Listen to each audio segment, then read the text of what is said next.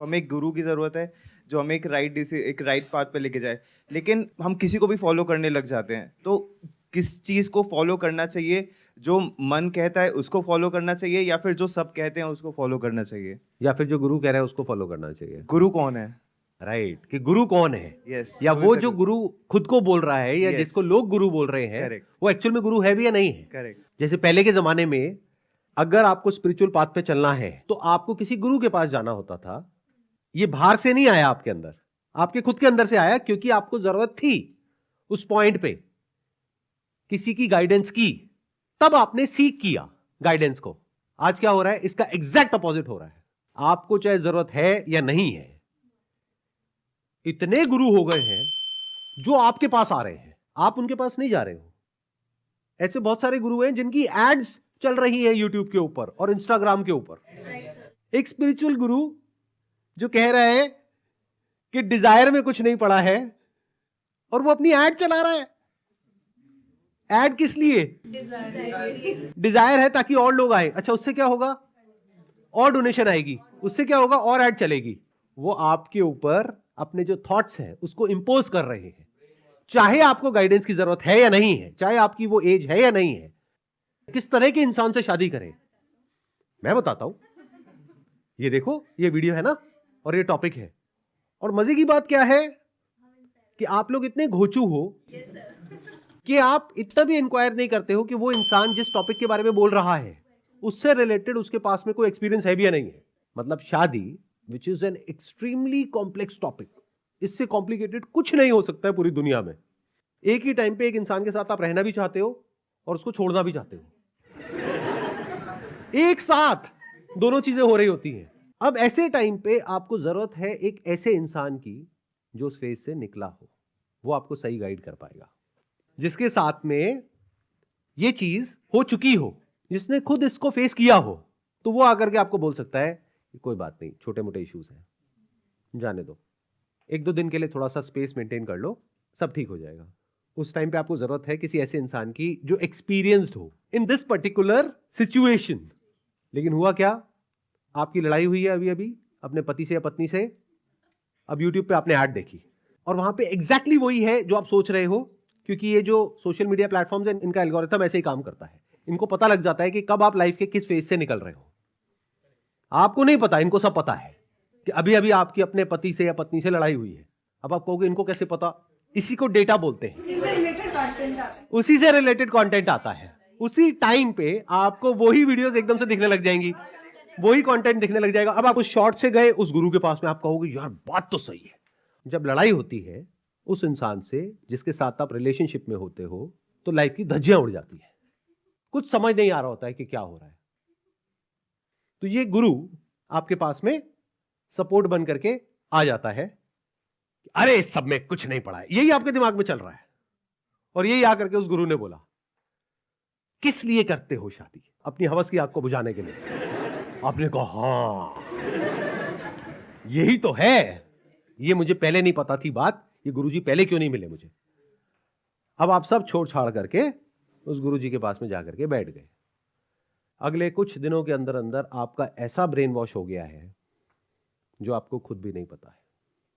तो ये एक बहुत ही खतरनाक सिचुएशन है। आपको इतना अलर्ट रहना होगा आज के टाइम में जिसकी कोई हद नहीं है। नहीं तो आपकी लाइफ बहुत बढ़िया चल रही होगी और एकदम से ही लाइफ की धज्जियां उड़ जाएगी और आपको पता भी नहीं लगेगा हुआ क्या है। और मैं बता रहा हूं आपको वजह क्या है। एक ऐसा इंसान जिसको खुद कुछ नहीं पता है, वो आकर के आपको गाइड कर रहा है उस टॉपिक के बारे में। अब उसकी गाइडेंस कैसी होगी? इन बातों को अगर आप समझ गए तो बच जाओगे, नहीं तो they are coming after you through all means and with all might. क्यों? क्योंकि आज का जो एज ग्रुप है ना इस सेशन का, ये है 25 साल से 30 साल के बीच में।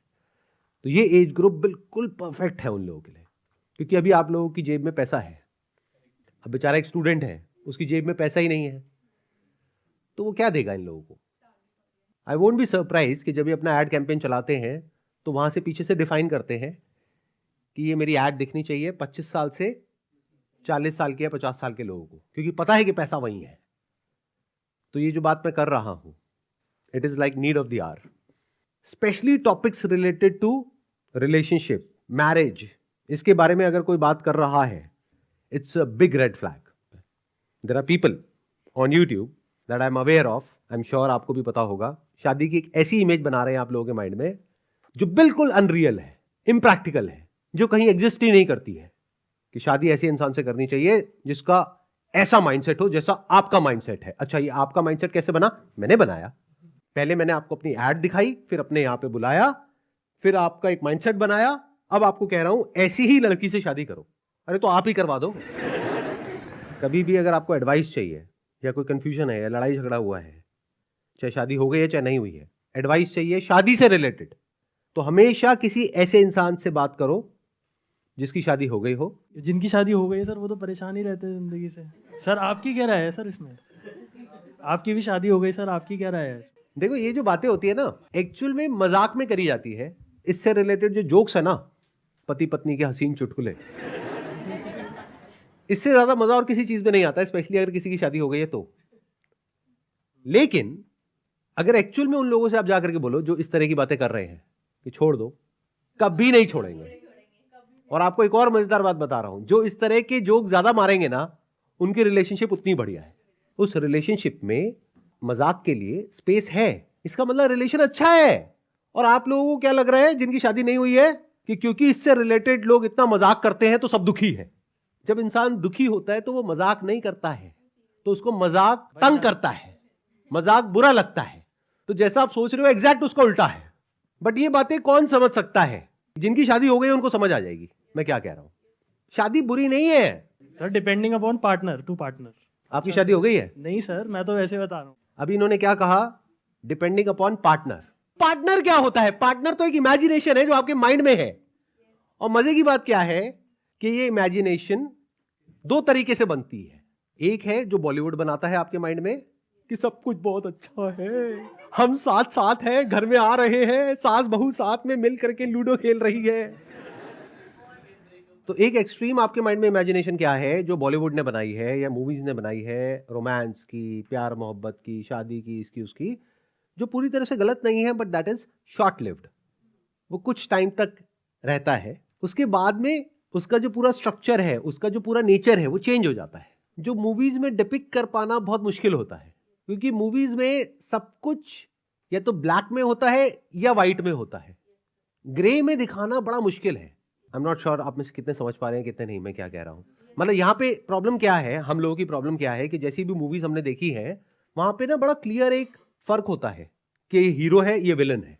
हीरो है तो अच्छा है, विलन है तो बुरा है. जबकि एक्चुअल लाइफ में ऐसा नहीं होता है. एक्चुअल लाइफ में हर आदमी या हर औरत बीच में कहीं पर होता है, ग्रे एरिया में होता है. अच्छा भी होता है, बुरा भी होता है, हीरो भी होता है, विलन भी होता है, कभी अच्छा होता है, कभी बुरा होता है. तो एक्चुअल लाइफ कहां है? इन दोनों के बीच में है. शादी ना बहुत अच्छी है जैसे कि दिखा रहे हैं, ना बहुत बुरी है जैसा कि ये लोग दिखा रहे हैं जो दूसरे एक्सट्रीम में बैठे हैं, जो शादी के बारे में कुछ भी बकवास कर रहे हैं. और वो इस तरह की बातें कर रहे हैं जो अगर आपके माइंड में गई तो या तो आपकी शादी होगी ही नहीं, और अगर गलती से हो गई तो वो टिकेगी नहीं. क्योंकि वो क्या कर रहे हैं, आपके माइंड में शादी की एक ऐसी इमेजिनेशन बना रहे हैं जो एक्चुअल में कहीं एग्जिस्ट ही नहीं करती. वो इमेजिनेशन कहाँ है? उनके खुद के माइंड में है कि शादी और रिलेशनशिप, इस सब में कुछ नहीं पड़ा है जब तक कि आप ये नहीं कर लेते जो मैं कह रहा हूं, खुद को नहीं समझ लेते. What do you mean by that? खुद को नहीं जान लेते. उसके बाद किसी ऐसे को ढूंढो जिसके अंदर या तो ये डिजायर हो, जो खुद को जानना चाहती हो, या खुद को जान चुकी हो, उससे शादी करो. बिल्कुल बकवास. एक इमेजिनरी कहानी एक ऐसे इंसान की जिसको कुछ भी नहीं पता कि वो क्या बोल रहा है, और ऐसे इंसान को आप सुन रहे हो. इससे होगा क्या? आपकी पूरी लाइफ की धज्जियां उड़ जाएगी. तो अब आपको करना क्या चाहिए? बहुत अलर्ट होना पड़ेगा लाइफ में आज के टाइम में, क्योंकि अब वो टाइम गया कि आपको एक प्रॉब्लम है और आप सॉल्यूशन ढूंढने के लिए दुनिया में जा रहे हो. अब आपको चाहे प्रॉब्लम है या नहीं है, तो पहले एक आर्टिफिशियल प्रॉब्लम आपके लिए क्रिएट करेंगे आपके माइंड में, फिर आपको अपना सॉल्यूशन ऑफर करेंगे. और उस सॉल्यूशन को एक बार आपने एक्सेप्ट कर लिया तो उससे बड़ी कोई प्रॉब्लम ही नहीं है लाइफ में जिसका कोई सॉल्यूशन नहीं है. जैसे मेडिकल फील्ड में बोलते हैं कि वहम का कोई इलाज नहीं है, कोई दवाई नहीं है. किसी को वहम हो गया है कि मेरे को ये वाली बीमारी है, डॉक्टर कह रहा है नहीं है, नहीं है जी मुझे तो है। सो करना क्या है कि कभी भी आज के टाइम में किसी एक इंसान को फॉलो मत करो। वो इंसान चाहे कोई भी हो, चाहे मैं हूं चाहे कोई भी है। अपनी लाइफ की अलग अलग प्रॉब्लम्स को आइडेंटिफाई करो डिपेंडिंग अपॉन कि अभी आपकी लाइफ की क्या स्टेज है। उसके अकॉर्डिंग उस टाइम पे देखो कि किस इंसान के पास में उस प्रॉब्लम का सॉल्यूशन है। उस पर्टिकुलर प्रॉब्लम के सॉल्यूशन के लिए उस इंसान के पास में जाओ, सॉल्यूशन निकालो, उसके बाद में टाटा बाय।